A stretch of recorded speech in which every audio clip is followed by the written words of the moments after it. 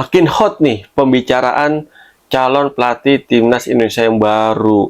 PSSI dalam konferensi persnya minggu kemarin menyebutkan ada 5 calon kandidat pelatih timnas Indonesia dan itu masih rahasia. Nah, netizen, pecinta sepak bola tanah air, para pengamat ini jadi berteka-teki nih, jadi main tebak-tebakan kira-kira siapa nih calon kandidat pelatih timnas Indonesia. Berikutnya ia mengatakan Patrick Kluivert. Katanya sih Pak Marji dan beberapa esko lainnya ya, dan Dirtek PSSI Alexander Zwiers minggu ini kalau jadi bakal terbang ke Eropa tuh. Dan rangka apa ya? Mungkin besar dalam rangka menginterview ataupun mencari calon pelatih timnas Indonesia yang baru nih di tanah Eropa. Kalau gue sih di konten ini pengen bahas nih, ada berapa nama yang berpotensi jadi pelatih timnas Indonesia. Ini berdasarkan berita yang beredar di media ataupun media sosial ya. Gue bagi dalam 3 klaster. Klaster pertama klaster Eropa, klaster kedua klaster Asia, yang ketiga adalah klaster domestik nih, pelatih di BRI Super League. Kita mulai dari pelatih di BRI Super League. Yang beredar kencang namanya adalah, ini katanya pelatih Persib Bandung ya, Bojan Hodak. Ini menjadi salah satu nama yang santer banget nih, yang dibicarakan sama publik sepak bola tanah air, salah satu calon kandidat pelatih timnas Indonesia. Menurut gua sih ya, Bojan Hodak secara CV untuk melatih klub-klub di beberapa negara di Asia ini udah oke CV-nya ya kan. Tapi untuk melatih timnas ini jelas sesuatu yang berbeda guys.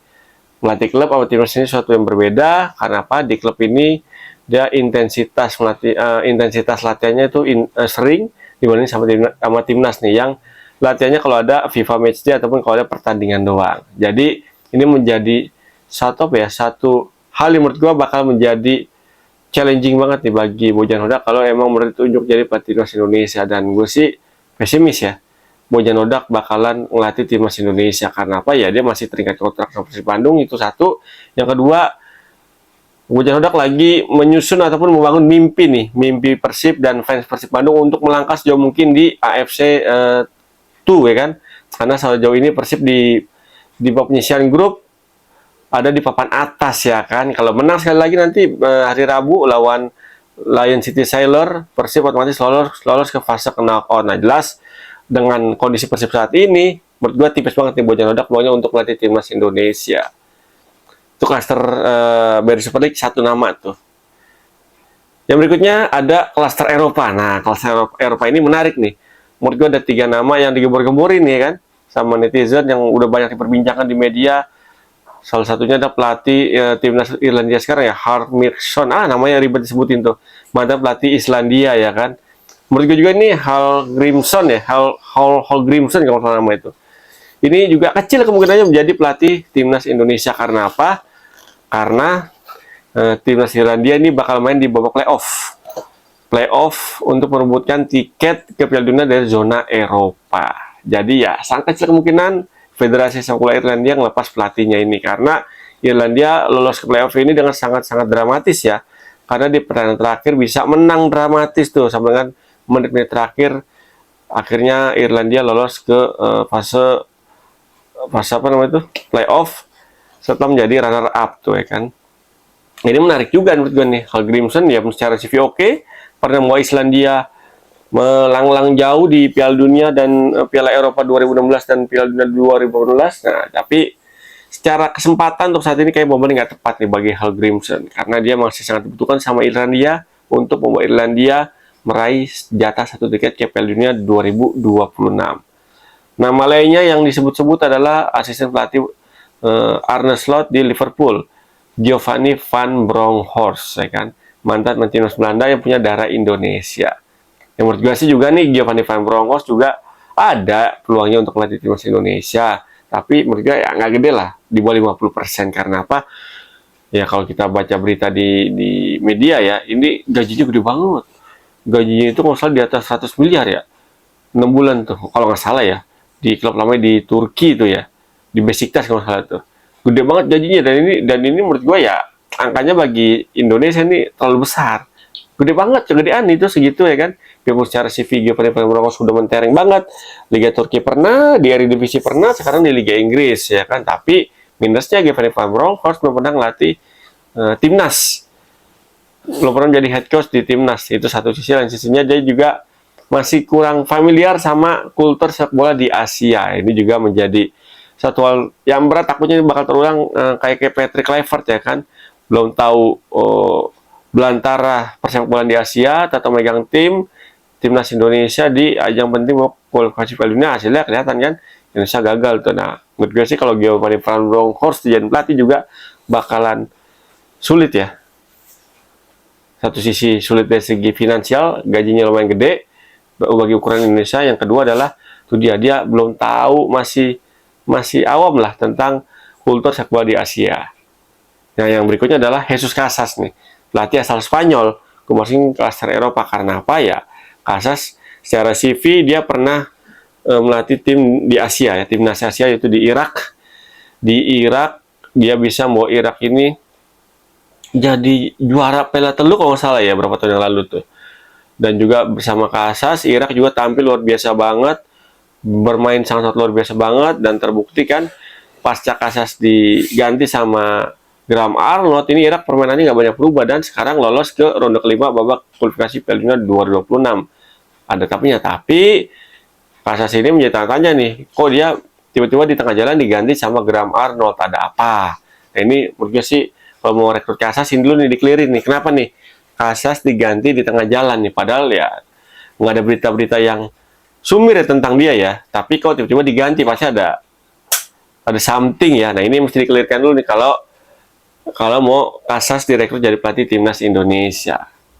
Itu yang mesti dicari tahu dulu tuh ya kan, biar nanti apa ya, biar kalau emang nanti ada problem atau apa ya, kita udah tahu dulu nih problemnya apa ya kan. Tapi dari segi CV Casas sudah nggak meragukan, dia udah tahu sepak bola di Asia kayak gimana ya kan, dan juga udah punya pengalaman sama timnas Irak selama bertahun-tahun. Dan Indonesia setiap ketemu Irak yang pas dilatih sama Jesus Casas ini nggak pernah menang sekalipun, seri pun nggak pernah ya, kalah terus malah ya kan, di Piala Asia ataupun di babak kualifikasi Piala Dunia 2026. Nama terakhir, nah ini nih yang lagi ramai banget diperbincangkan nih ya kan, salah satu nama yang digadang-gadang kemungkinan bakal masuk di daftar nama 5 calon pelatih timnas Indonesia, itu Timur Kapadze, mantan pelatih timnas Uzbekistan yang sukses ngelolosin Uzbekistan ke Piala Dunia 2026. Menurut gue ya, ini yang paling cocok, paling pas. Karena apa ya? Mungkin karena kita udah dapat banyak insight nih dari Timur Kapadze. Karena apa? Karena kan dia Jumat kemarin udah datang ke Indonesia tuh, biarpun bukan dalam rangkaian kaitan sama PSSI, bukan, karena dia ada urusan lain. Dia hadir di Indonesia, dan kebetulan pas pertemuan di hari Jumat itu gue hadir di Istiqlal tuh, di Teras Sultan, dan sempat chit-chat juga sama dia, tanya jawab juga, diskusi juga dengan para wartawan, dan juga gue nonton juga di Garuda TV ya, selama sejam tuh podcast. Ini juga dia banyak menjabarkan, menjelaskan tentang gimana sih pandang dia tentang sepak bola tanah air. Menurut gue sih ini udah cocok nih Timur Kapadze untuk melatih timnas Indonesia. Karena apa ya? Karena dia sangat concern sama perkembangan sepak bola di tanah air, domestik ya, lokal ya, sangat concern dia ya kan. Dan juga dia juga tidak mengabaikan juga pemain naturalisasi, juga sangat menurut gue sangat realistis lah ya. Kita sangat butuh pemain naturalisasi, pemain diaspora, tapi dia juga menaruh concern yang gede terhadap pemain lokal nih. Bahkan di Garuda TV itu wawancara, dia bahkan tahu tuh pemain Indonesia yang jago lemparan ke dalam, arahan pun dia notice dia ya kan. Marcelino juga dia notice. Ini artinya apa? Artinya dia udah menaruh rasa kepo ya, rasa ingin tahu tentang Indonesia nih, permainnya kayak gimana sih. Ini mereka menjadi poin juga nih bagi Timur Kapadze kan. Ini artinya apa? Ada keseriusan bagi dia nih, biarpun belum ada secara resmi ya di media PSSI nyebut nama pelatih definitif siapa nih calonnya 5 nama ini. Tapi menurut gue sih Timur Kapadze dengan yang udah dia sampaikan di beberapa kesempatan selama di Indonesia ini ya bisa menjadi pertimbangan atau tolak ukur ya kan. Apalagi pas Di pertemuan hari Jumat itu tuh gue sempat nanya juga sama Timur Kapace kan tentang kans Indonesia lolos ke Piala Dunia 2030. Jawabannya menarik. Untuk kans lolos ke Piala Dunia edisi berikutnya 2030 ini ya menurut Kapace di edisi kualifikasi Piala Dunia 2026 aja Indonesia hampir lolos ya. Otomatis menurut dia nih pandang Timur Kapace dengan main Indonesia yang saat ini, peluang Indonesia untuk lolos ke Piala Dunia 2030 ini terbuka sangat-sangat lebar. Nah ini juga ini artinya apa? Ada rasa optimisme di situ ya kan. Gue juga nanyain sempat nanya Piala Asia tuh gimana peluang Indonesia di Piala Asia 2027 karena PSSI kan lolos targetnya kalau salah tuh 8 besar ya atau fase knockout. Kalau Timur Kapace bilang ya kalau lu ikut tuh turnamen sekelas Piala Asia jangan tanggung-tanggung targetnya. Kalau bisa juara. Nah ini juga luar biasa banget tuh. Dahsyat banget ya kan. Apa yang dia sampaikan tuh ya kan. Sangat penuh rasa optimis ya, tentunya optimisme dia itu tumbuh karena ada kondisi realistis di skuad Indonesia saat ini.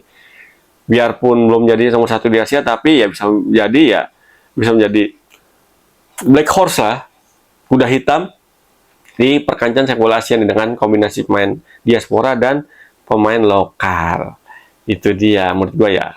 Itu pendapat gua. Menurut gua sih dari nama pelatih sebutin tadi, kans Timur Kapace menurut gue lebih cocok nih untuk jadi pelatih timnas Indonesia berikutnya dengan berbagai pertimbangan tadi. Ditambah lagi dia bersama Uzbekistan udah mentereng banget tuh di kelompok umur, dia bisa bilang dikategorikan berhasil di timnas senior, biarpun dia baru ngelatih 4 pertandingan di babak kualifikasi Piala Dunia 2026 sejak Januari, tapi dia sukses meloloskan timnas Uzbekistan ke Piala Dunia 2026. Ini poin gede banget, poin plus banget bagi Timur Kapace kalau emang nanti benar-benar diberi kepercayaan menjadi pelatih timnas Indonesia berikutnya. Nah, menurut netizen gimana? Punya kandidat lain? Tulis di kolom komentar. Thank you yang udah nonton konten gue. Berita abangan di channel YouTube gue Irwan Chan, @1Piero. Jangan lupa untuk support channel YouTube gue biar makin berkembang. Dengan cara nontonin, like, subscribe, komen, dan share juga boleh. Dan yang paling penting lagi, dukung terus kemajuan sepak bola tanah air apapun kondisinya. Timnas kita dukung, kemajuan liga kita dukung, pengembangan grassroots sangat kita dukung. Mulai mengembangkan sepak bola putri dengan memulai liganya kita dukung. Pokoknya kita dukung dah kemajuan sepak bola tanah air. Oke?